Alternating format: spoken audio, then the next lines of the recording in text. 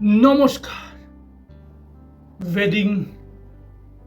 বেদিক যে কার্যধারা, সেই কার্যধারার আমরা এক অনবদ্য সৈনিক হিসাবে কাজ করে চলেছি। বেদান্ত হিলিং যে আমাদের প্রচার পর্ব, সেই প্রচার পর্বে সনাতনী বৈদিক অনন্ত এই যে জীবন চর্চার যে আমাদের সম্পূর্ণরূপে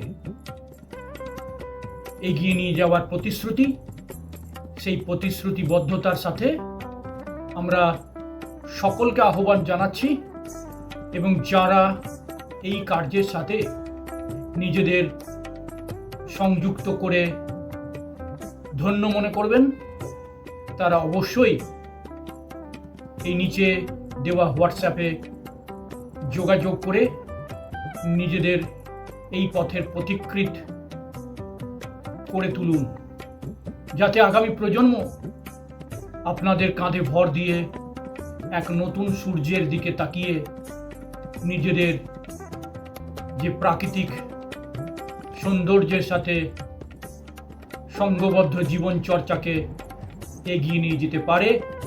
তার জন্য চেনা অচেনা দুইভাবেই আপনাদের সকলকে মনের অন্তরের গভীরতম যে স্পন্দন, সে স্পন্দনের মাধ্যমে ধন্যবাদ জ্ঞাপন করতে পারে।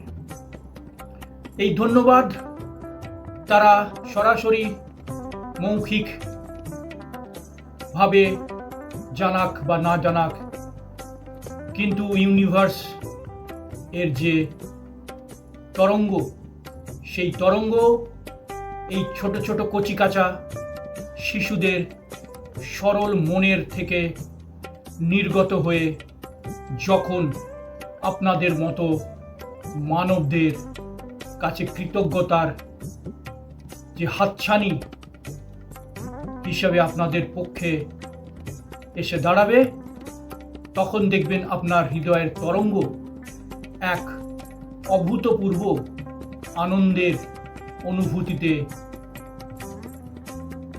বিহ্বল হয়ে উঠছে।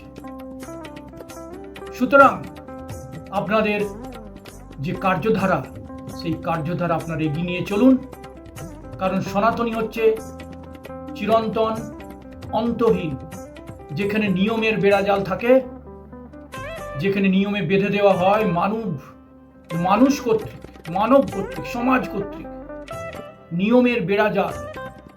সেই বেড়াজালে যখন বেঁধে দেওয়া হয়, সময়ের বেড়াজালে যখন বেঁধে দেওয়া হয়, তখন সনাতন স্বতঃস্ফূর্ততা হারায়। কারণ সনাতন প্রকৃতির নিয়মে চলে, ভগবানের নিয়মে চলে। মানুষের কৃত্রিম নিয়মের শৃঙ্খলা যখন তাকে গণ্ডীকৃত করে দেওয়া হয়, তখন সেই সনাতন প্রাণ বায়ুর জন্য হাঁসফাঁস করতে থাকে। সনাতন কোনো লিখিত লিপি নয়, লিখিত স্ক্রিপ্ট নয় যে মুখস্থ করে বলে দেওয়া হলো আর সবাই হাততালি মেরে বাড়ি চলে গেল। সনাতন হচ্ছে প্রকৃতির শব্দ, যে শব্দ এই আধুনিক যান্ত্রিক সমাজে আর শোনা যায় না। সেই শব্দ পাখির কলরব, ঝর্ণার কলতান, পাহাড়ের গর্জন আর সমুদ্রের দীর্ঘ শ্বাস। সেই শব্দ বজ্রের, সেই শব্দ ব্যাঘ্রের, সেই শব্দ খরগোশের, সেই শব্দ ধনু, ধেনু, ধান্য সকলের। সেই শব্দের তরঙ্গ দিয়েই তৈরি হয়েছিল এক সময় দেবভাষা সংস্কৃত, পুরাতনী দেবভাষা সংস্কৃত, যা বেশিরভাগ অংশই আমাদের নাগালের বাইরে চলে গেছে। বর্তমান যে সংস্কৃত, যা মহর্ষি পাণিনি কর্তৃক সেটাকে সংকলিত করা হয়েছে, ব্যাকরণীয়তেও করা হয়েছে। সেই সংস্কৃত আমাদের সামনে অনেক সংঘবদ্ধ, সংকলিত, শৃঙ্খলা পরায়ণ এবং ব্যাকরণের নিয়ম সন্নিহিত হয়ে আমাদের সামনে উপস্থিত হয়েছে। সেই সংস্কৃত ভাষা আমরা দেখেছি, পড়ছি, জানছি, বলতে চাইছি। সেই ভাষাও অনেক অনেক বছরের পুরনো হয়ে গেছে। নতুন নতুন ভাষার সৃষ্টি। এখন সমস্ত ভাষার সঙ্গে সমস্ত ভাষার এক অনবদ্য মিলের ফলে খিচুড়ি ভাষা তৈরি হয়েছে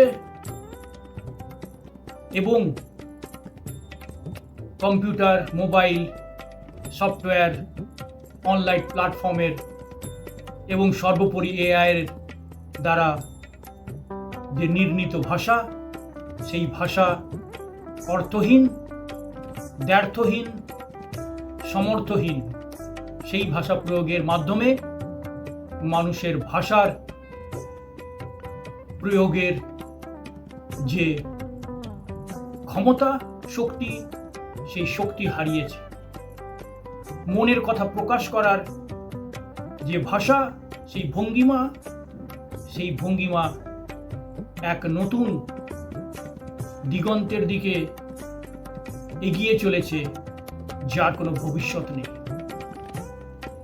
সুতরাং সনাতনকে মানবের তৈরি সময় ঘড়ি, মানবের তৈরি নিয়ম, আইন, কানুন, মানবের তৈরি শৃঙ্খলা, মানবের তৈরি সমাজ ব্যবস্থা, তার যে ডিসিপ্লিন, তার মধ্যে সীমাবদ্ধ রাখা সম্ভব নয়।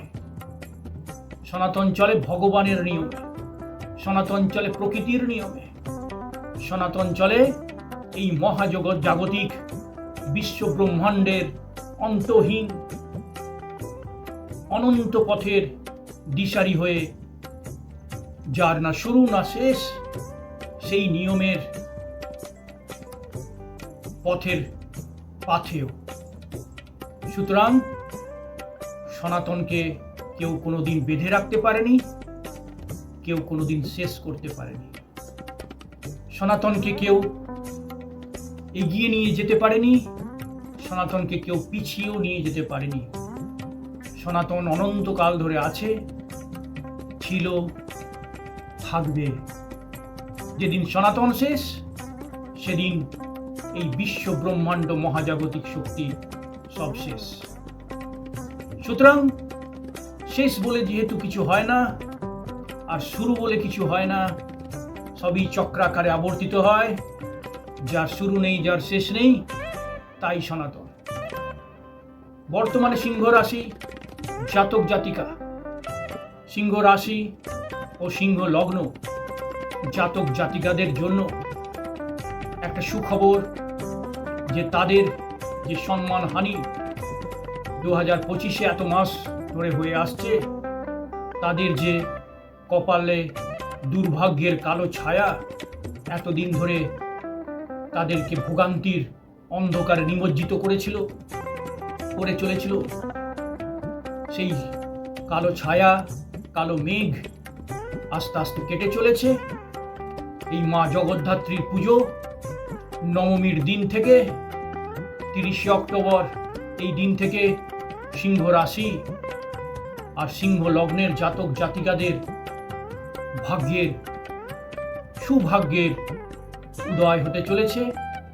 তাদের হারিয়ে যাওয়া সম্মান আবার ফিরে পাবে, তাদের হারিয়ে যাওয়া অর্থ তাদের আবার কাছে ফিরে আসবে, তাদের হারিয়ে যাওয়া, নষ্ট হয়ে যাওয়া কর্ম আবার নতুনভাবে শুরু হবে। যেখানে মানব সমাজ তাদেরকে অসম্মানের চোখে ভুল বুঝেছিল, সেই সম্মান আবার ফিরে আসবে। সুতরাং এই নভেম্বর মাস থেকে 30শে অক্টোবরের পর থেকে তাদের জীবনে নতুন পথ, নতুন আলো, নতুন সূর্য, নতুন বাতাস তাদের জীবনকে আবার নতুনভাবে বেঁচে তোলার জন্য, বাঁচিয়ে তোলার জন্য, এগিয়ে যাওয়ার জন্য এক অফুরন্ত প্রাণবায়ু তাদের সামনে উপস্থিত করবে। তাদের আর্থিক সমস্যাগুলো কেটে উঠবে, তাদের পারিবারিক সমস্যাগুলো অনেকটাই কেটে উঠবে, বিভিন্ন শত্রুরা অনেকটাই কম জোর হয়ে পড়বেন। শত্রুদের দ্বারা তারা যেভাবে ক্ষতিগ্রস্ত হয়েছিল, যেভাবে মিথ্যা অপপ্রচার তাদের নামে চালানো হয়েছিল, যেভাবে তাদেরকে অপদস্থ করা হয়েছিল, সেই দিনগুলো কেটে যাবে সম্মানের সাথে, শত্রু ধ্বংসের সাথে, অর্থ আগমনের সাথে, পরিবারের বন্ধু বান্ধবদের সাথে। তাদের জীবন আরো সুন্দর, আরো মঙ্গলময়, আরো স্বর্ণোজ্জ্বল, আরো রৌদ্রকরোজ্জ্বল হয়ে উঠবে। সুতরাং সিংহ রাশি ও সিংহ লগ্নের জাতক জাতিকারা ভেবেচিন্তে এই সময়টাকে ভালো কাজে ব্যবহার করে নিন। এই সময়টা আপনার জীবনে অনেক মূল্যবান সময়। এই সময়ে আপনারা অনেক কিছু ফিরে পাবেন, অনেক কিছু ভালো, আরো ভালো আপনাদের কাছে এসে পৌঁছবে, অপেক্ষা করে আছে। শুধু নিয়ে নিতে হবে, শুধু তাদেরকে আহ্বান করে নিতে হবে, তাদেরকে কাছে টেনে নিতে হবে। তাহলেই আপনারা এক সুন্দর ভবিষ্যতের দিকে নিজেদের ও পরিবারের জীবনকে এগিয়ে নিয়ে যেতে পারবেন। 2026 যেহেতু সূর্যের বছর, অনেকের মনে হবে যে এক সংখ্যা জাতক জাতিকারা নানাভাবে এখানে উপকৃত হতে পারে, যেটা তাদেরই বছর। কিন্তু একেরও প্রকারভেদ রয়েছে, যেমন 1, 10, 19, 28 এই সমস্ত তারিখে যাদের জন্ম হয়েছিল তাদের সমস্তই এক সংখ্যা। যদিও এটা ইংরেজদের ক্যালেন্ডারের তারিখ, সনাতনী তারিখও আপনারা হিন্দু ক্যালেন্ডার বিক্রম সম্বত এটার তারিখও আপনারা ফলো করে তিথি দেখে আরো ভালোভাবে এর ফল আপনারা পেতে পারেন। কিন্তু 1 এবং 9 এই কম্বিনেশনও কিন্তু 10 হয়, 10 মানে 1। এই কম্বিনেশনে যাদের 1 তারা কিন্তু অনেক অসুবিধার মধ্যে পড়েছিলেন, তাদের সম্মান হানি হয়েছিল, মানুষের জন্য উপকার করতে গিয়ে অনেক বাধা বিপত্তি, অসম্মান, উৎসাহ, অপপ্রচারের সম্মুখীন হতে হয়েছিল। আপনাদের ভালো করতে গিয়েও আপনার সাথে খারাপ হয়েছে, মানুষ আপনাকে ভুল বুঝেছিল। সুতরাং 1-9 কম্বিনেশন, এর 10 বা 1 সংখ্যা যেটা সূর্যের সাথে যায়, রবির সাথে যায়, সেইভাবে 1 সংখ্যার নানান যে জাতক জাতিকারা রয়েছে সেইগুলো নিয়ে আগামী দিনে আরো কিছু বলবো। প্রত্যেকটা এপিসোডে বিভিন্ন ধরনের যে সনাতনের যে আমাদের ঐতিহ্য, সেই ঐতিহ্যের কথার সাথে সাথে astrology, numerology, reiki healing, angel, switch word, tarot card reading, Lama Fera থেকে অসংখ্য আয়ুর্বেদা থেকে শুরু করে যে অসংখ্য সনাতনের যে শাস্ত্র রয়েছে, সেই শাস্ত্রের কিছু কিছু কথা উপস্থাপন করব। সেই উপস্থাপনার মাধ্যমে আপনারা অনেক তথ্য পেয়ে যাবেন, যা আপনাদের জীবনকে অনবদ্যতার সাথে এগিয়ে নিয়ে যাবে, আর আপনারা ব্যাপকভাবে উপকৃত হবেন এবং সমাজ উপকৃত হবে। ধন্যবাদ। জয় শ্রীরাম।